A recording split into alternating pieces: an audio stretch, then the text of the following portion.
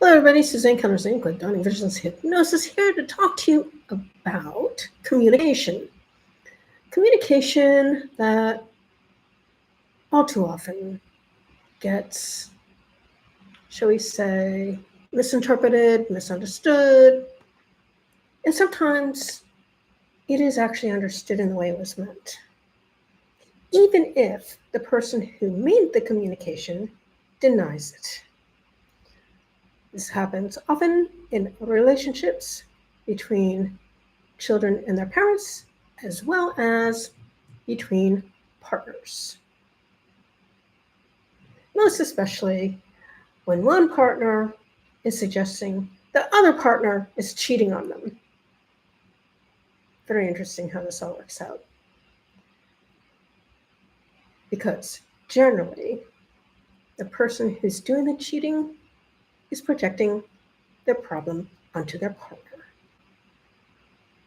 Ah, no, I lived through this. I never cheated on anyone for any reason because while I was married, I realized I was married, and married people don't cheat. They talk about the problems, and they try to resolve them.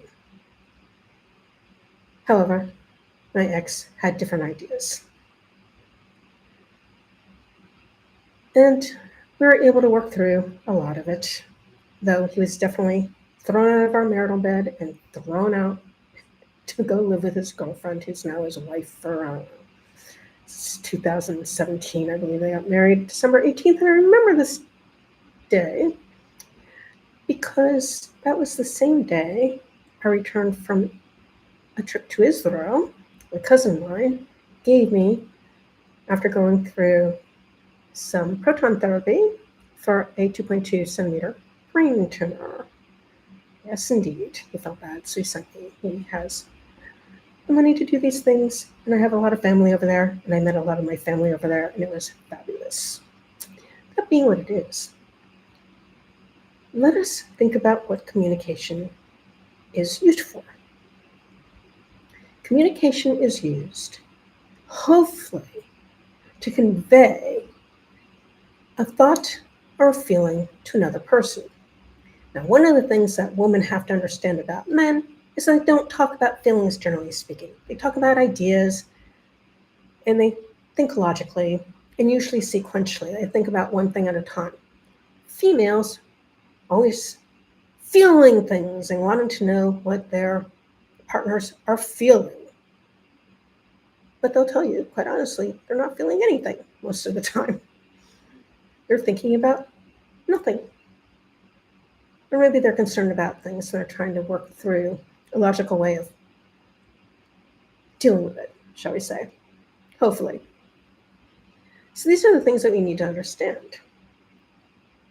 Females and males are different. Our hormones, sex hormones, make that so, as the very brilliant Dr. John Gray brought up in his book, Men Are From Mars, Women Are From Venus. That was what it was all about. How these miscommunications happen because of hormonal differences between the two sexes. Way ahead of his time. And what he said is true. Now, we can help in this understanding one another if we are honest with each other about what is going on. That's a basic foundation. And then we can use some really wonderful neurolinguistic programming techniques. One of them is pacing and leading, which means you're meeting the person where they're at and you're helping them understand where you'd like them to go to. We use this a lot in therapeutic process and hypnosis, neurolinguistic programming, because you can't help a person if you're not willing to meet them where they're at to begin with. This is a problem that I think a lot of psychologists, psychiatrists have, especially psychologists. It's like they want their patients to already be healed without having done the foundational work to make that be so. And they wonder why the therapy doesn't work so well. Just saying, I've been in conventional therapy. I've heard from many of my clients these kind of problems, many more. occurring, which is why they dumped their conventionally trained therapists and hired someone like me. Although some of them were smart enough to understand that, seriously, it was their unconscious mind, as the late great Milton Erickson, a psychiatrist and hypnotist, would say, meaning not conscious material that was causing them problems. And until they were able to get to those places in their unconscious mind, which is basically, from what we understand from brain scans now, we didn't know this when I got into hypnosis in 2002, the amygdala, where our emotions reside, and our hippocampus, where our very imperfect memories reside. We bypass the prefrontal cortex of the brain, where the reasoning, rationalization, and excuses occur, which is where conventional therapists work. And that's why their job is basically impossible to help people actually heal. Not that their paradigm of healing works that way. Their paradigm of healing works, you come see me weekly, we talk about what's going on with you, and we help you work through some stuff, and hopefully have you feel better at the end of our whole 50-minute session. My sessions last 2.5 to 3 hours when I first begin with my clients. 2 to 3 hours for the detailed personal history, which is the basis of the treatment plan that I create for each of my clients. And then we have to do the clearing work, which usually takes 2 to 3 days, 2.5 to 3 hours each, for people with very complicated situations. For easier situations, it doesn't take this long at all. But for the complicated ones, with complex anxiety issues and major depression, intractable, that the medical people have not been able to help them with, etc., this is what we do. And then after that, we just meet weekly for about an hour, hour and a half to update stuff and help work with better boundaries and help them actually create a life that's worth living. Now that their problems are gone. Imagine that. Problems gone. That's what we like to do in hypnosis, help our clients and NLP even more so, quickly and effectively let go of their problems, just like that. Isn't that cool? So we do that by meeting them where they're at and leading them to where they gotta go. Reframing. We do a lot of reframing in hypnosis and neurolinguistic programming because, quite honestly, as I was saying, the unconscious or subconscious mind actually developed defense mechanisms to help the individual overcome emotional traumas, spaces that they didn't feel safe, usually when they're children.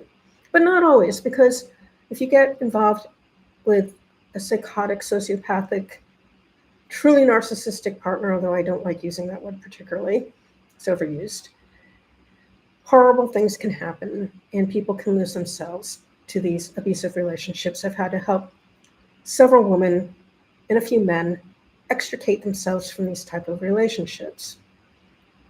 And we did that through helping them understand what was going on, healing the abuse history by getting positive learnings from their emotional trauma and their limiting beliefs, and then helping them to figure out what they wanted their life to look like. Sometimes I had to use hypnosis in order to help them figure that out. It's a very beautiful session, actually, where I put them into a field of beautiful wildflowers or in the ocean if they're okay swimming, and by the ocean if they're not. And I have them imagine the attributes of the life they'd like to live in these different environments. And then from there, we can help them to bring those into their life, which is an amazing thing because they're having happy, healthy, contented lives. And because my clients talk to me, because I ask them to keep me updated with what they're doing. Sometimes I see them on LinkedIn doing really cool things for their lives. Not to let me know if they need a tune-up. If it's based on something we did the work on, it's free because I already paid for it. My clients pay me enough to cover 45 minutes or an hour to help them clear their problem that might have been reinvigorated. It doesn't happen often, but it can happen, depending on the situation in which a person's living or working, and that's how we handle it. So, reframing something negative to positive definitely helps people to let go of anxiety, depression, OCD, a whole bunch of stuff, even anorexia and bulimia, believe it or not, and sex addictions as well. Future pacing. We love future pacing.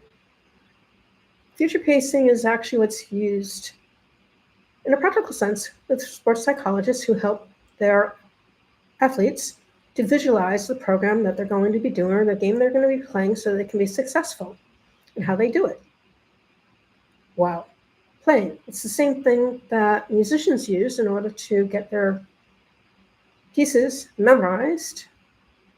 They see themselves playing the music and they can just sit down and automatically play it without a problem. It's a very wonderful thing to be able to use, but we use it to help our clients to see themselves in the situation that they'd like to see themselves in, as long as it's productive, positive for themselves, and for the world at large. And anchoring. I use this all the time, generally when I have clients who've had a real bad emotional issue. I'll bring them back to before that problem existed, before the emotional trauma. And what I'll do is I'll anchor the really positive feelings that they had when they're happy and healthy, and then I'll help them to release their emotional trauma from there.